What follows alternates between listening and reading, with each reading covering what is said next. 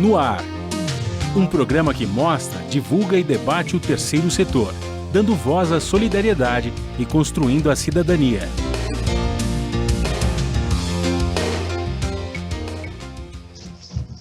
Olá, bom dia, eu sou Joel Scala e começa agora o Observatório na Brasil Atual, um programa do Observatório do Terceiro Setor. No programa de hoje, vamos falar sobre a proteção de dados e liberdade de expressão. Com o isolamento social, o tráfego de usuários na internet aumentou, mas não podemos dizer o mesmo da segurança nesse espaço. De acordo com informações da empresa Segurança Digital, PSAFE, divulgadas em janeiro, pacotes de dados com informações pessoais de mais de 223 milhões de brasileiros apareceram em fóruns usados por criminosos digitais. Para falar sobre a questão, vamos receber a Camila do Vale Gimene. Ela é advogada e professora em Direito Digital. A Cristiane Jatene, psicóloga licenciada no Brasil e em Portugal, historiadora, terapeuta de casal e família. Ela coordena grupos autobiográficos. Você vai conferir as notícias do mundo com a repórter Mônica Grelli, direto de Nova York. Os destaques do site do Observatório do Terceiro Setor com a repórter Isabela Alves. E a participação do jornalista Franklin Valverde. Bom dia, Franklin. Bom dia, Joel. Bom dia, Camila, bom dia, Cristiane, e bom dia a você que está em sintonia com o Observatório na Brasil Atual. Frank, muito preocupado com o isolamento social, quase que total, né? Sim, porque é uma situação que você não sabe quando é que vai terminar, né? Quer dizer, tem a vacina que está sendo dada aí, mas a perspectiva também é muito longa, né? Porque não foi feito planejamento, né? Quer dizer, quem deveria cuidar da logística não cuidou da logística, sendo dito especialista em logística, né? Enfim, é tudo errado o que acontece nesse país. Então, realmente, todo mundo fica meio tenso, sem saber o que vai acontecer, não na próxima semana, mas amanhã. Imagine o cidadão comum, né, com a omissão do governo em relação à vacinação no país. Bom dia, Camila, seja bem-vinda novamente ao nosso programa. Muito bom dia, Joel, Franklin, Cristiane, é um prazer estar aqui com vocês. E os nossos dados agora, em épocas de pandemia, que estão sumindo ou aparecendo em lugares que não deveriam aparecer, Camila. Que cuidados a gente deve tomar para cuidar dos nossos dados neste momento de isolamento social? Eu acho que, antes de tudo, Joel, é importante a gente entender que tratar dados e usar dados, inclusive pessoais, é algo muito bom, né? Porque faz com que o mundo funcione melhor. A gente precisa disso para as ferramentas de inteligência artificial funcionarem, a gente precisa disso para fazer pesquisa científica, então, é muito importante, primeiro, a gente entender que tratamento de dados pessoais é bom e faz o mundo funcionar melhor. Podemos desenvolver políticas públicas mais eficientes, podemos ter prestação de serviços e produtos mais aderentes ao perfil das pessoas. Dito isso, Joel, eu acho que é importante a gente entender que segurança no ambiente digital, ela deve ser equiparada à segurança que a gente tem no mundo físico, né? O problema é que, para quem veio lá do início dos anos 80, como eu, né, quando a gente nasceu não existia esse mundo tecnológico, então toda a nossa educação analógica foi voltada a proteger patrimônio tangível, né? Então a gente aprendeu que precisa trancar a porta de casa, a gente aprendeu que precisa pôr o seguro no carro, mas a gente não aprendeu como se comportar de forma segura no ambiente digital. Então eu diria que primeiro devemos passar por um processo, né, de educação digital, para a gente poder aprender a usar essas ferramentas aí de forma ética, de forma segura, e como, né, seres humanos aí titulares dos nossos dados, é importante entender com quem a gente está compartilhando, conhecer os termos de uso das aplicações, se interagir um pouquinho melhor sobre o assunto. Ao longo do programa eu quero algumas dicas de como a gente vive, né? Porque esse mundo digital, 2021, nós estamos na era digital, mas a tecnologia é fundamental para nós nos relacionarmos com a sociedade, com o mundo em geral. Até nos nossos afetos, né? Ela é importante. Agora, como? E aí eu quero algumas dicas ao longo do programa. Bom dia, Cristiane Jatene, seja bem-vinda. Bom dia, Joel. Bom dia, Camila. Bom dia, Franklin. Estão me ouvindo bem? Tudo bem. Perfeitamente. É muito bom estar aqui com vocês. Obrigada. Cristiane, eu sei que você concorda com a Camila, de que é fundamental, né, a tecnologia para nós interagirmos, você como terapeuta, mas você teve uma experiência que não foi muito boa, né? Roubaram seus dados. Eu estou passando por essa experiência. durante o final do ano passado, eu comecei a fazer uma conta no Instagram com vídeos de lives, falei de luto, falei de ansiedade, falei de alguns livros, procurei relacionar o autoconhecimento com como que a gente se coloca socialmente, politicamente, procurei mostrar que esse governo não se preocupar com vacina não era uma surpresa, já que o símbolo da campanha era uma metralhadora. Falei coisas talvez que fossem incômodas para algumas pessoas.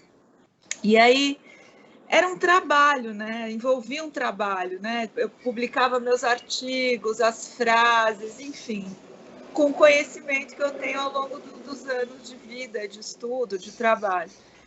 E aí o que aconteceu? Eu, como o Joel falou, eu sou psicóloga em Portugal também. Eu tenho uma conta em Portugal também, com o mesmo nome, mas não com o meu sobrenome ao contrário. Do Brasil é Cristiane Jatene, de lá Jatene Cristiane. Aí recebi, no dia seguinte... Bom, vou contar como aconteceu e depois vou contar as suspeitas. Eu recebi uma mensagem direta com o símbolo do Instagram dizendo: olha, sua conta está ferindo as nossas regras, você precisa confirmar seus dados. Eu caí nisso, porque eu achei, bom, eles estão vendo que tem 2 contas com o mesmo nome, né? Em 15 minutos, a minha conta tinha sumido. E aí, uma das pessoas que faz live comigo, eu falei: olha, minha conta sumiu, veja se você consegue entrar. Ela conseguiu entrar e descobriu o mais difícil, com o nome de quem que estava a minha conta. Então, para resumir, qual foi o roubo, no meu caso, e qual foi o crime? Eles roubaram a minha conta, puseram outro nome, outra foto, não vou dar muitos detalhes, porque tem um inquérito criminal instaurado, que eu fui na delegacia de crimes cibernéticos, e mantém todo o meu conteúdo. Então, o que eles fizeram? Não pediram dinheiro, nem para mim, nem para os meus contatos. Eles estão me impedindo de falar e estão se passando por mim. Então, é isso que... Terrível essa situação. E aí a gente começou com as suspeitas, né? A partir do que foi o crime, que a gente esperava que eles iam pedir dinheiro. Até o delegado tinha me dito: eles vão pedir dinheiro para você devolver a conta. E aí foi no dia seguinte de uma fala que eu tive na live do Eduardo Moreira, que tem um canal que é muito visado. Ele pôs a minha fala na tela, leu e comentou. Então, até isso está no inquérito, porque a gente achou relevante. Muito bem. Olha, a mesma empresa que eu citei no início do programa, de cibersegurança, identificou um novo vazamento quase um mês depois. Segundo as informações, a empresa teria detectado um banco de dados com informações de quase 100 milhões de contas de celulares. De acordo com informações preliminares, esses dados estavam à venda na Deep Web, ou a chamada internet profunda, que não pode ser acessada por buscadores e navegadores convencionais, e onde há pouca regulação. Esse banco de dados reuniria o número de celular, nome completo do assinante, da linha e endereço de quase metade da população do país. Entre as informações vazadas estão o número do celular do presidente Jair Bolsonaro e da apresentadora Fátima Bernardes. Que situação, Camila? Como evitar isso? Joel, eu queria falar um pouquinho sobre o caso da Cristiane. Me parece, Cristiane, que você caiu na ideia de estar conversando com o Instagram realmente, e era alguém que estava se fazendo passar pelo Instagram, na verdade, né? A grande maioria dos ataques, como esse que a Cristiane sofreu, muitas vezes eles se fazem passar por pessoas que a gente confia e que a gente acredita, né? Então, a gente no passado recebia e-mails dizendo que era o nosso banco, que pedia algum tipo de troca de senha. Hoje, os bancos, né, começaram a nos educar, nos dizer: olha, consumidores, a gente não fala com vocês desse jeito, e agora começa a se utilizar nomes de empresas de tecnologia para a gente confiar. Então, eu queria deixar aqui como primeiro recado, Joel, é muito fácil uma pessoa pessoa se fazer passar por outra na internet, e nem sempre a gente tem essa percepção, né? Veja, é só uma pessoa ir lá no Google Imagens, copiar e colar um logotipo do Instagram, por exemplo, e conversar com a Cristiane. Muito provavelmente, né, quem fez esse ataque contra a Cristiane fez isso, copiou um logotipo de uma empresa confiável e se fez passar por alguém que ela acreditava, né? E aí, nesse tipo de situação, o próprio titular acaba compartilhando dados sensíveis. Esse tipo de coisa vem acontecendo muito também no WhatsApp, né? Isso que eu ia perguntar para você. No fim de semana, o meu dentista mandou uma mensagem para mim que ele estava fazendo um sorteio e, obviamente, não era. Eu olhei ali e falei, mas meu dentista está fazendo um sorteio? Então, eu só abri, mas depois eu nem cliquei ali. E aí veio ele falando, olha, eu estou sendo alvo, invadiram a minha conta no WhatsApp e eu estou sendo alvo dessa invasão. É um tipo de crime que está se tornando muito comum, Joel, e nesses casos de WhatsApp é muito parecido também com o que a Cristiane passou, né? Se faz passar por um restaurante que você conhece, por um amigo, por um dentista, enfim, pede para você, te manda um link, pede para você digitar uma determinada senha e, na verdade, o que eles estão te pedindo é a sua senha de resgate, é o seu duplo fator de autenticação do WhatsApp, né? Então, você acaba compartilhando com o criminoso a sua senha e sem perceber, achando que está participando de alguma promoção ou algo do gênero, e depois ele se faz passar por esse seu amigo para pedir o dinheiro, para pedir um depósito, fala que está precisando de uma ajuda urgente e muita gente cai. Então, eu acho que é muito importante a gente trazer o caso da Cristiane aqui, até o teu exemplo, Joel, para a gente se atentar de que é muito fácil uma pessoa se fazer passar por outra na internet. Portanto, não compartilhe senha, credencial de acesso ou qualquer informação sua sem ter certeza que quem está do outro lado é realmente quem diz ser. Olha, agora nós vamos ouvir a Rádio ONU, parceira do Observatório do Terceiro Setor, com a reportagem. A ONU diz que 25% das mulheres a partir de 15 anos são vítimas da violência de gênero. A Mônica Grayley, de Nova York, tem as informações.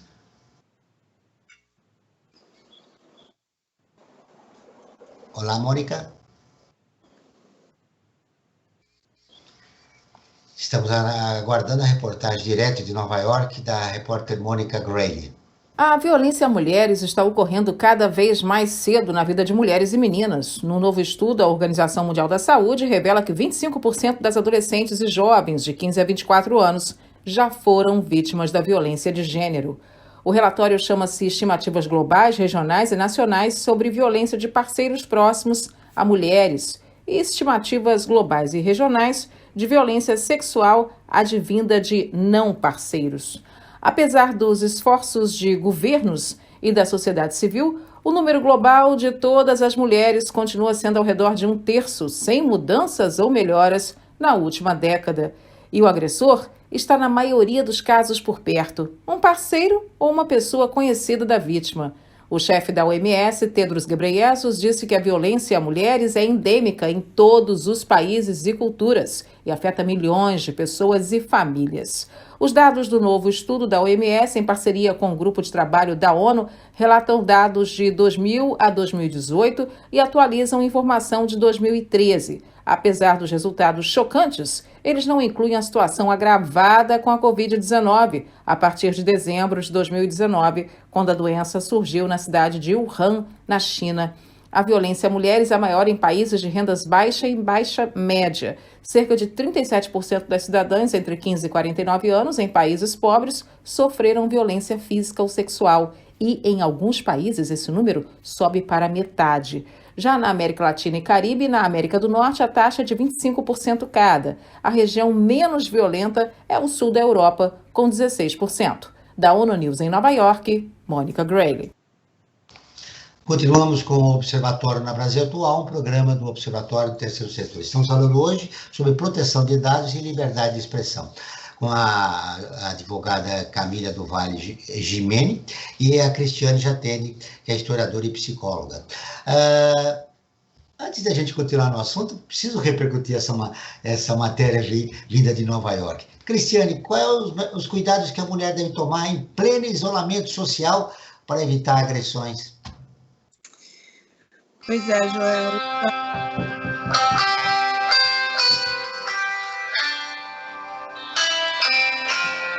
Vamos lá. Tá vazando um som pra gente, Joel. Tá passando um som, então. Tá Você quer que eu vazando um repita a som pergunta? Já ouviu? de um celular. Eu ouvi a pergunta. Provavelmente tá vazando em algum lugar. Ah, pronto, parou. Então, Joel, isso é um grave problema, né? Não só no Brasil, acho que uma das primeiras notícias da pandemia da Europa foi isso, que também na Europa os casos de agressão à mulher aumentaram. Infelizmente, tanto os casos de agressão à mulher quanto às crianças, na maioria das vezes, é feito dentro de casa. Então, a gente sempre imagina, primeiro é alguém de fora. Não, primeiro é alguém de dentro, depois é alguém de fora.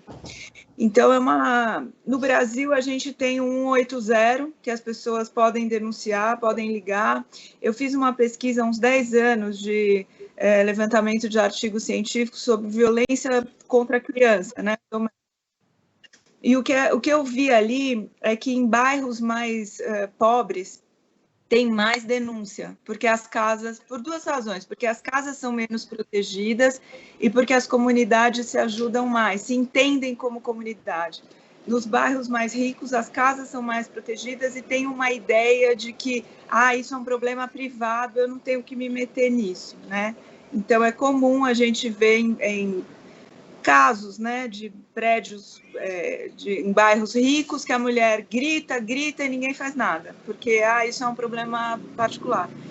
Então, assim, como se proteger numa pandemia que ou exige isolamento ou exige que se trabalhe em casa? Ela está convivendo com o agressor, com o possível agressor. Não tem muito para onde correr. Eu não sei se vocês viram, teve uma experiência na Netflix feito em casa. Vários diretores de vários países fizeram filmes muito curtos. E num deles, o diretor bota um drone para filmar. E, de repente, ele está filmando um prédio ali, o drone está filmando, e você vê um homem empurrando uma mulher assim pelo pescoço, né? Quer dizer, e todos os apartamentos outros com pessoas, mas ninguém vai se meter ali naquele ambiente privado. Então, é uma coisa realmente grave. Então, o que a gente tem no Brasil é esse 180, que as mulheres podem denunciar, os vizinhos podem denunciar, familiares que recebem a informação. De qualquer forma, durante o isolamento, Cristiane, as agressões contra as mulheres aumentaram. E agora eu queria perguntar para a Camila. É muito difícil denunciar e sair, né, durante o isolamento, Joel, porque mesmo denunciando... É verdade. Como que ela vai sair dali? Camila, como nós podemos transformar a internet como uma ferramenta para as mulheres assegurarem seus direitos em pleno isolamento?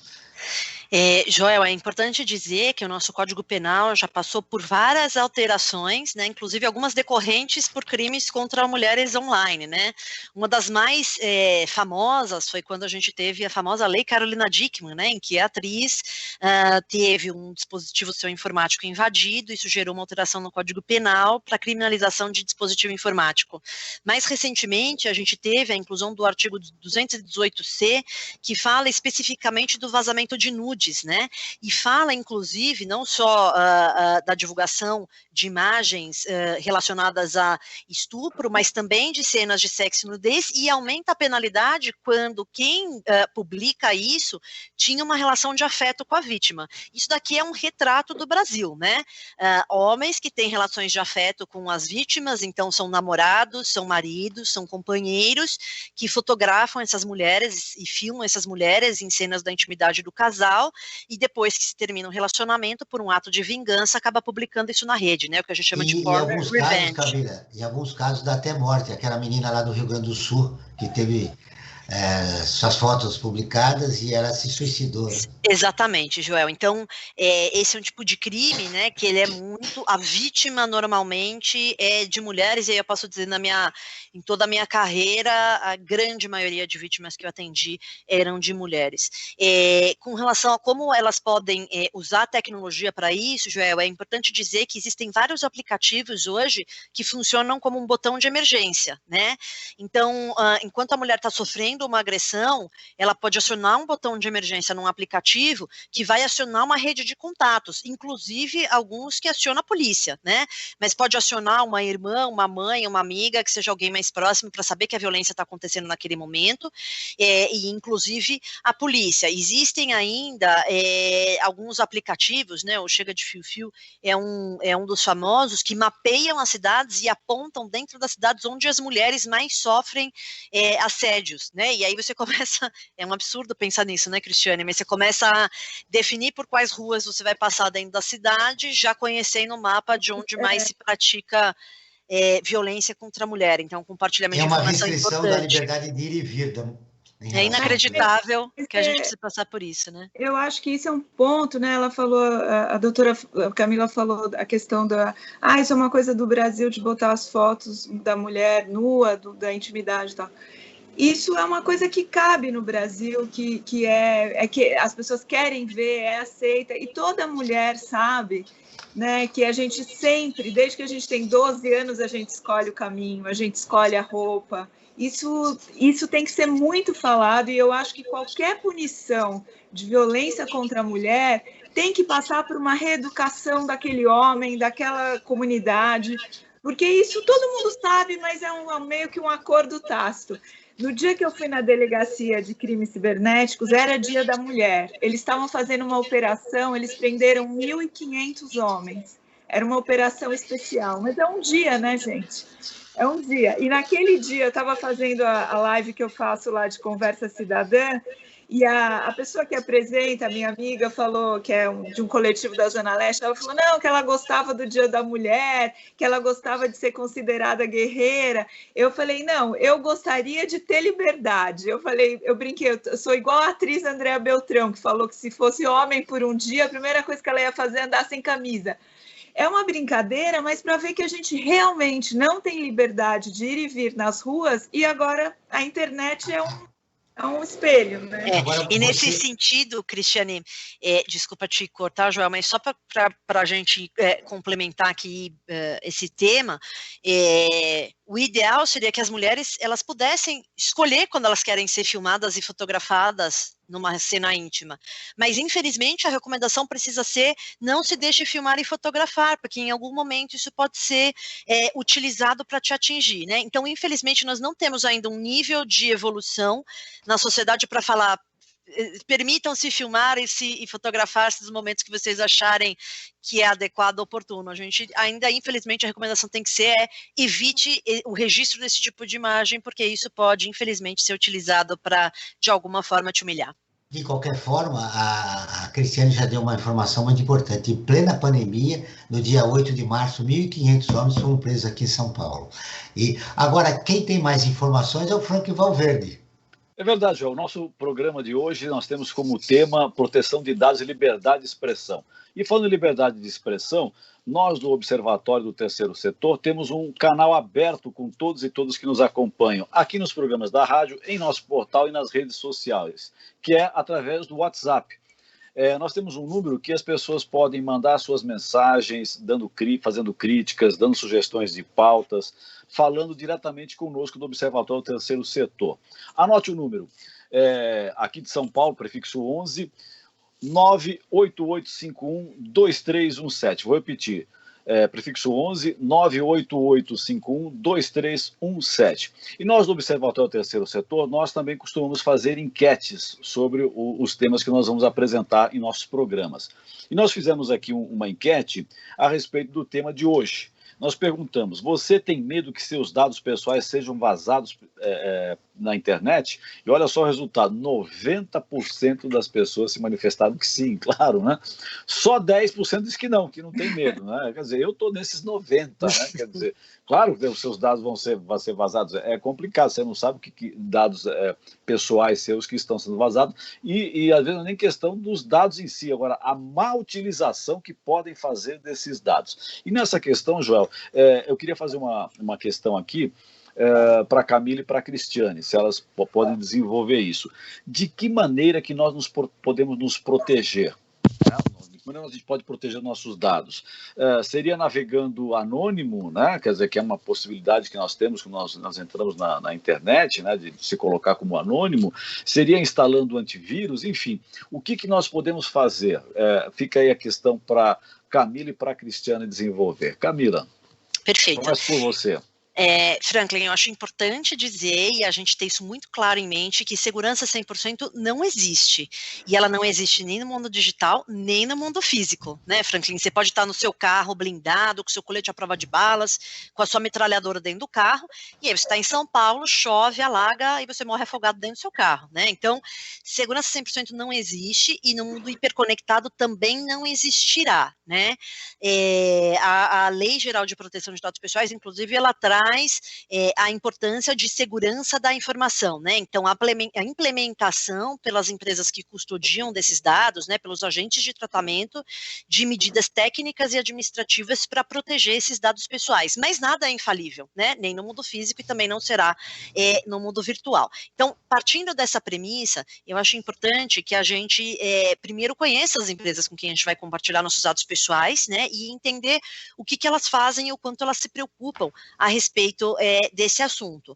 Hoje, no Brasil, as empresas têm termos de uso nos seus sites, inclusive decorrência de Marco Civil da Internet, né, que é uma lei de 2014, que falam claramente sobre o que as empresas fazem com os seus dados, inclusive com algumas opções de escolha. Então, é importante conhecer com quem você está compartilhando os seus dados e conhecer os termos de uso para entender o que as empresas vão fazer. Mas, de outro lado, Franklin, também é importante entender que muitas dessas hipóteses de fraude e tal, como foi o caso que a Cristiane narrou aqui para a gente, elas são decorrentes do próprio titular do dado, né, que desconhecendo a mecânica do funcionamento dessas ferramentas, às vezes compartilha suas informações com fraudadores. Então, de um lado, os agentes de tratamento precisam adotar medidas de segurança da informação, mas também, de outro lado, nós, como consumidores, precisamos aprender a usar essas ferramentas digitais de forma adequada. Nesse sentido, eu volto ao tema educação digital, né? O Marco Civil da Internet, essa lei de 2014, fala da importância sobre educação digital. A Autoridade Nacional de Proteção de Dados Pessoais, que foi constituída em decorrência da Lei Geral de Proteção de Dados Pessoais, dentre as suas atribuições, dentre as suas competências, uma delas é justamente disseminar, né, conscientização sobre esse tema no Brasil. Inclusive, os diretores dessa autoridade já deram algumas entrevistas públicas e já falaram publicamente que eles têm a preocupação em disseminar essa cultura de educação no país, mas eu acho que é um ecossistema que são vários participantes, né? De um lado, as empresas que custodiam, que precisam adotar esses mecanismos para proteger os dados, de outro lado, o próprio poder público nos educando a respeito disso, e de outro lado, nós também, como titulares, usuários dessas ferramentas, entendendo como elas funcionam e tendo mais cautela no momento de compartilhar nossas informações. Cristiane. Eu queria abordar assim, alguns pontos. Eu acho que a primeira coisa olha, gente, eu sou psicóloga, eu faço terapia e eu vou dizer que é uma coisa muito desagradável alguém roubar os seus dados e se passar por você. Sabe, tá lá, meus amigos fotografam a minha imagem, o meu trabalho, minha voz, meu nome, tudo meu, com a foto de uma pessoa tentando se passar por mim e outro nome. Então, é uma coisa que mexe muito emocionalmente, a gente precisa saber disso. Então, não pode ser a responsabilidade só do usuário e só da vítima. As empresas têm que ter responsabilidade, sim. Eu vou dizer do meu caso, até o Joel perguntou para mim, eu falei para ele, quando eu contei para ele, falei, olha, claro que eu fiquei com medo. Porque, claro que no meu caso, parece que é uma intimidação. Ele falou, e como você vai lidar? Eu falei, estou lidando expondo. Então, todo dia eu vou no Twitter, exponho fotos, exponho provas e falo, e no meu Facebook também com uma certa frequência. Eu lidei dessa forma, mas eu acho que, da mesma forma que não se deixar filmar, sim, é uma boa recomendação, mas isso é colocar a responsabilidade só na vítima. E a responsabilidade tem que ser de todos que fazem parte desse sistema relacional. Eu acho importante, por exemplo, eu queria muito que a doutora Camila falasse depois o que a gente pode sugerir no Congresso, porque eu entrei em contato com uma pessoa que está no Congresso Nacional participando da elaboração dessas leis, porque, por exemplo, vou citar o meu exemplo, que é o que eu sei. O Instagram já sabe de que cidade foi roubada a minha conta, ele já sabe de que número de telefone foi roubada a minha conta, ele já sabe, portanto, que foi roubada. Mas se você vai lá, eu vou lá todo dia e denuncio que essa pessoa está se passando por mim. Como ela não alterou nada na minha conta, eles não acham nada errado na conta. Então, quer dizer, não tem uma logística rápida, porque eles já comunicaram para a polícia qual o número que roubou minha conta. Mas pela inteligência artificial deles, eu já fiz 17 denúncias, que é o número de dias que a minha conta está roubada. E a resposta vem para mim, não tem nada de errado. Então, gostaria mesmo, Joel e Franklin, que vocês perguntassem para a doutora Camila a esse respeito, né? O que a gente pode fazer para eles terem responsabilidade pelos dados que eles estão armazenando, que na verdade, nós estamos fornecendo o produto para eles existirem. É uma coisa muito interessante e sutil, né? A Camila falou sobre isso. Eles conseguiram esses dados com a ajuda da gente. Eu citei meu exemplo do dentista. Se ele não tivesse propondo um sorteio e tivesse falando qualquer outra coisa, eu também estaria com meus dados aí sendo roubados, porque ele é meu dentista e ele quer dialogar comigo, e às vezes a gente ajuda isso, né? Mas eu gostaria agora de estabelecer os cuidados para a gente preservar os nossos dados, Camila, em relação também à liberdade de expressão. Vejam só, em fevereiro, o STF, o Supremo Tribunal Federal, rejeitou por 9 votos a 1 a existência do direito ao esquecimento no Brasil. Na votação, os ministros entenderam que a criação desse instituto jurídico no país poderia botar em risco a liberdade de expressão. A avaliação predominante foi de que a justiça não pode proibir um fato antigo de ser exposto ao público por respeito à privacidade e à intimidade da pessoa envolvida. O caso concreto debatido pelo plenário foi um recurso movido pelos irmãos de Aida Cury. Ela foi assassinada em 1958 do século passado, no Rio de Janeiro. O episódio foi narrado no programa Linha Direta, da TV Globo. Ela exibiu, 50 anos depois, um episódio que reconstituiu o crime. Os familiares dela, que foi violentada e assassinada e cujo caso foi amplamente divulgado pela imprensa na época, eles pedem uma indenização ao canal de televisão. Camila, aí, onde entra os cuidados, a importância dos cuidados de preservar e a liberdade de expressão? Nesse caso da decisão do Supremo, você concorda? Posso só voltar aqui ao ponto da Cristiane, que a Cristiane tocou num ponto fundamental, e Cristiane, é importante divulgar, porque as pessoas não têm conhecimento disso. No Brasil existe uma lei de 2014 chamada Marco Civil da Internet, e essa lei prevê que essas empresas devem entregar esses dados que permitam a identificação dos usuários que pratiquem crime, neste caso específico de um provedor de aplicação como o Instagram, mediante uma ordem judicial. Né? Então, mediante uma ordem judicial, é muito provável que no inquérito policial que está em trâmite aí, que você já foi buscar os teus direitos, né? A autoridade policial vai buscar uma ordem judicial, uma autorização do juiz para que sejam entregues os IPs de quem fez esse roubo, vamos dizer assim, da tua conta, e a partir daí identificar essa pessoa. O Marco Civil da Internet foi uma legislação muito importante e inovadora justamente por isso, né? Ela coloca esse usuário no centro e visa protegê-los. Infelizmente, Cristiane, o tempo da internet não é o tempo dos processos, né? Eu acho que essa é a maior dificuldade que a gente tem, garantir que essas respostas venham mais rapidamente. Aqui no Brasil, a justiça tarda e falha, né, Camila? Infelizmente, Camila, às vezes... doutora Camila, mas só uma pergunta, eles têm que fornecer os dados de quem roubou, mas eles têm alguma obrigatoriedade de me devolver o meu conteúdo e a minha conta? Isso está previsto também na lei? O Marco Civil da Internet não entra nesse tipo de detalhe, Cristiane, mas você pode fazer esse tipo de requisição, como titular do dado, fazer uma requisição formal, ou até mesmo usar um advogado para fazer esse tipo de solicitação, né? Seja para tirar do ar momentaneamente a conta, enquanto você não está no comando dessa conta, e depois te devolver, uma vez que provavelmente vai ser tecnicamente comprovado que foi uma invasão.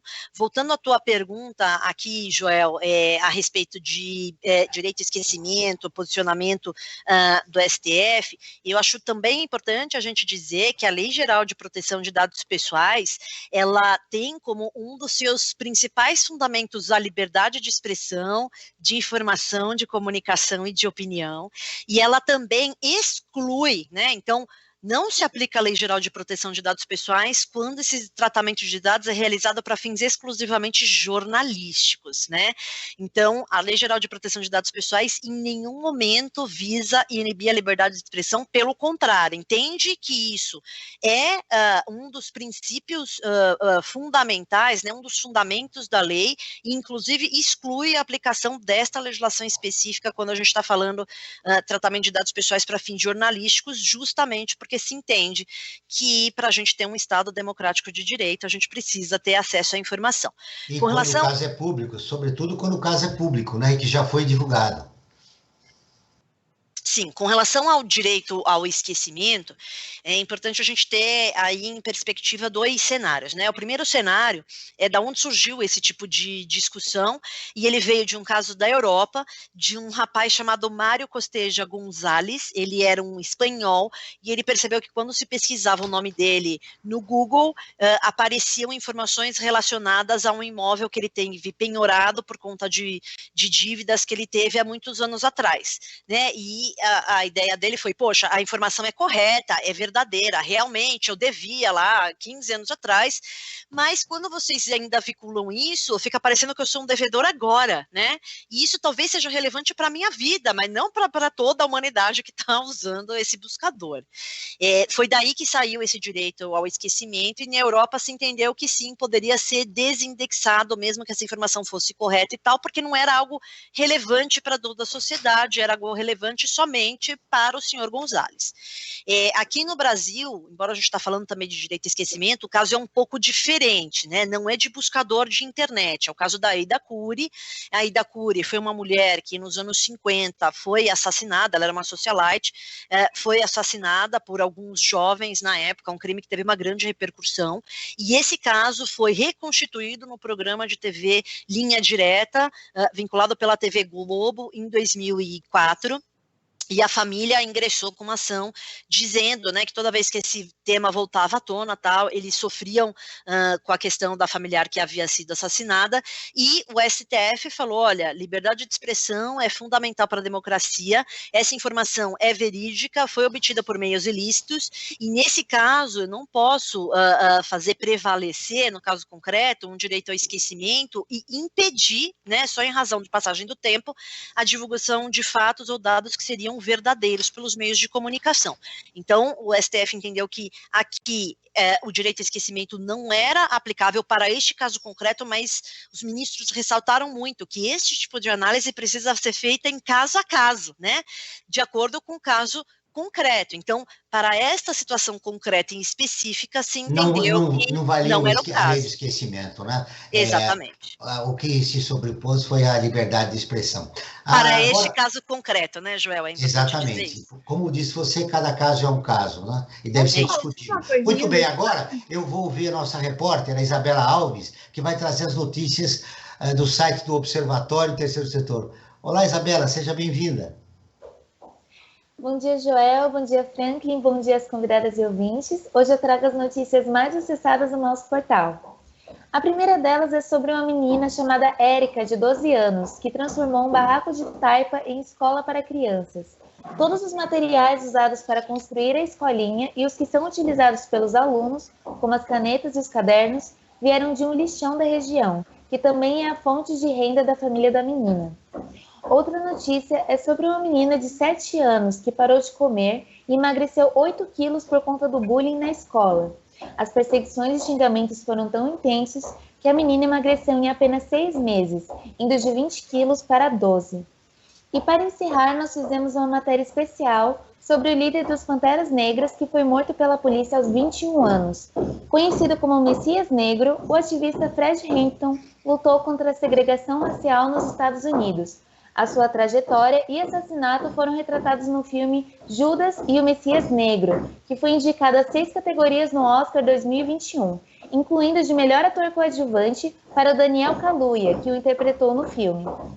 Essas são as notícias da semana, mas para ficar por dentro de mais novidades do Brasil e do mundo, basta acessar o nosso portal, observatório3setor.org.br. Essa foi a repórter Isabela Alves, que volta na próxima semana. Obrigado, Isa. Um abraço. Obrigada. Muito bem, nós continuamos aqui com as nossas entrevistadas, falando sobre liberdade de expressão. Frank, você tem alguma mais outra informação? Sim, tem uma informação, já. Nós do Observatório Terceiro Setor, nós estamos com um movimento, uma campanha, melhor dizendo, que é o Observatório em Movimento. O que é isso aí?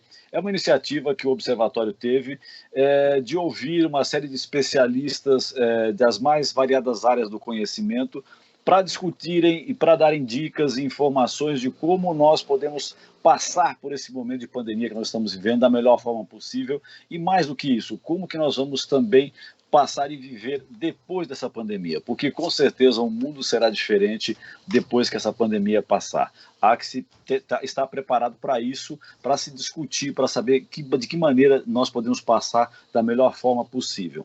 E eu convido a todos e a todas que acompanhar essas discussões do Observatório em Movimento através do nosso site www.observatório3setor.org.br, o 3 é em numeral, e também pelas nossas redes sociais, no facebook.com/Observatório 3 Setor, no Instagram, @Observatório 3 Setor, e no YouTube, youtube.com/Observatório 3 Setor, o 3 sempre em numeral.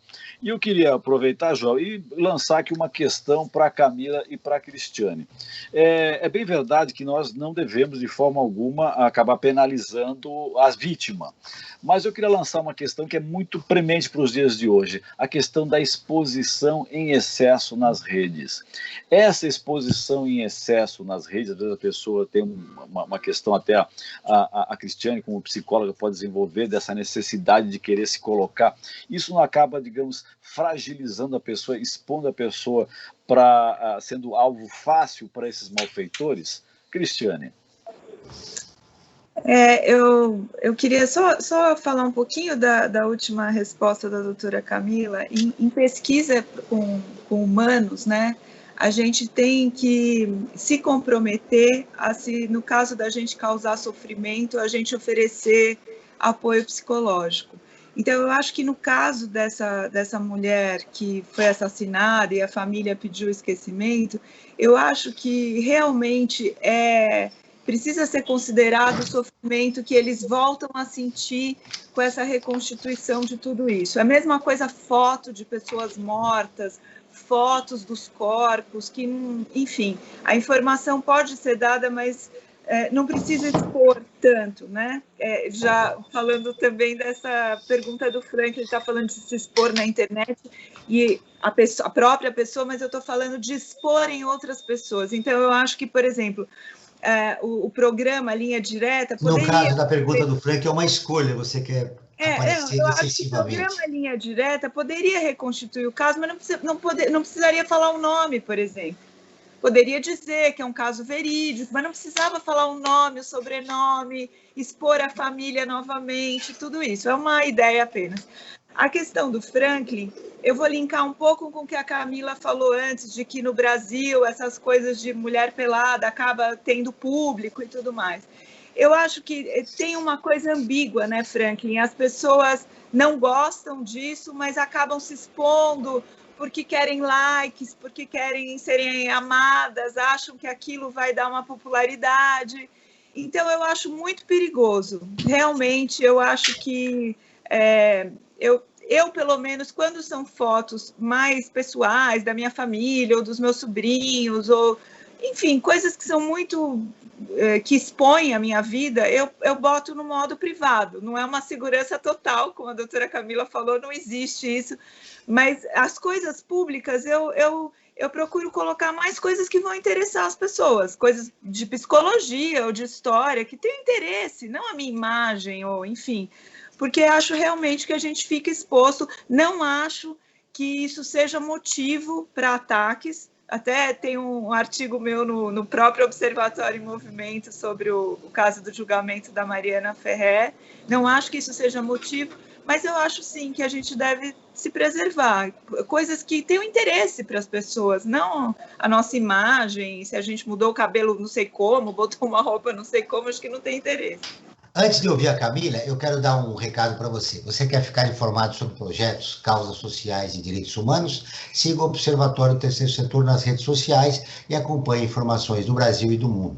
No Instagram, @Observatório Terceiro Setor, no Facebook, facebook.com Observatório Terceiro Setor. Nossos programas de rádio também estão disponíveis no canal do YouTube do Observatório. Lá também você encontra lives, entrevistas e quadros como Você Sabia e Você Conhece, que mostram aspectos ignorados da história e refletem sobre a sociedade. Basta buscar por Observatório 3 numeral Setor. Agora nós vamos conferir o top 5 heróis ignorados pela história. E agora começa o top 5 dos heróis brasileiros que ficaram fora dos livros de história do país. Em quinto lugar, Sepete Araju. Sepete Araju é um dos muitos heróis indígenas que não são reconhecidos nos livros de história do Brasil. Sepé foi um guerreiro indígena que liderou uma rebelião contra o Tratado de Madrid. O Tratado de Madrid foi estabelecido entre portugueses e espanhóis. O tratado determinou que Portugal iria ceder a região da Colônia do Sacramento em troca da cessão do território dos 7 povos das Missões, o povo de Sepé. 50 mil indígenas seriam expulsos de suas terras. Os indígenas não aceitaram a proposta e tiveram apoio dos padres jesuítas. A região rica em gado foi disputada com armas. Espanhóis e portugueses se uniram contra os índios guaranis.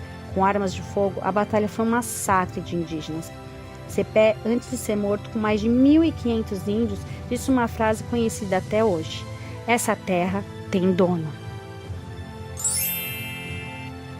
Em quarto lugar, João Cândido. João Cândido se alistou na Marinha com apenas 14 anos de idade. O uso da chibata como castigo tinha sido abolido nos primeiros anos de regime republicano no Brasil, mas continuava sendo aplicado cruelmente na Marinha brasileira.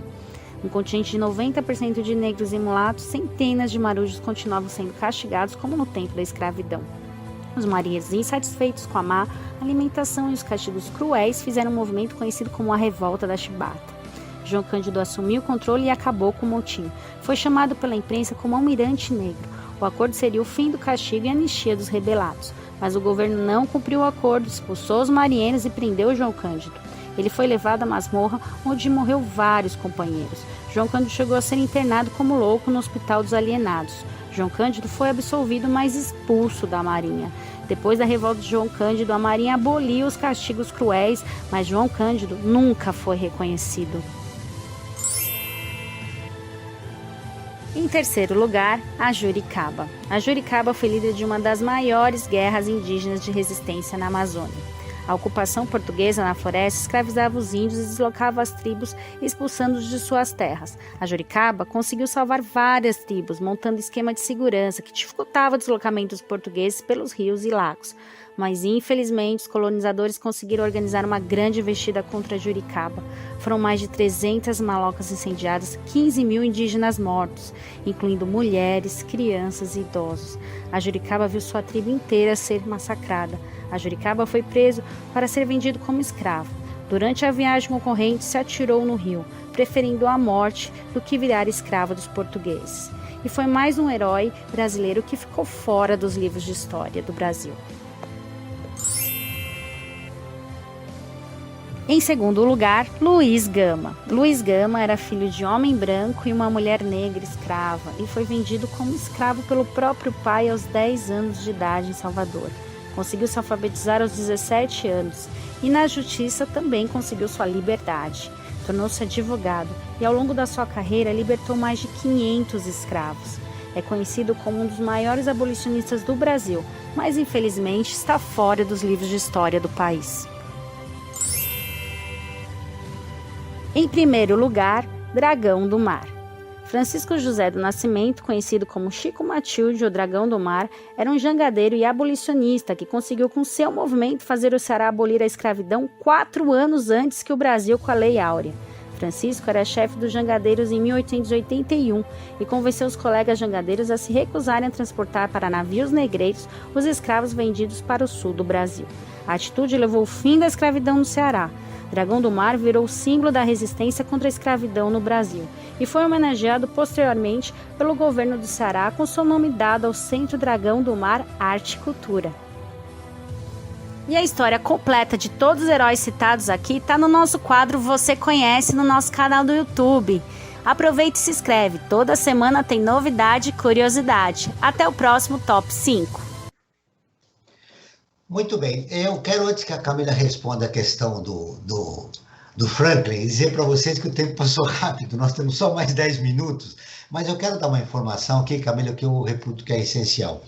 Uma ação de Natal no último ano mostrou a amplitude do roubo de dados. O Shopping Recife, localizado em Boa Viagem, lá em Pernambuco, criou um cartão de Natal interativo em que os pais enviavam fotos dos filhos e o sistema montava um vídeo customizado. Contudo, para gerar um vídeo customizado, é preciso mudar, além da foto da criança, dados dos pais e dela própria, inclusive seus interesses, a política de privacidade que regula a maneira como a empresa trata e armazena os dados.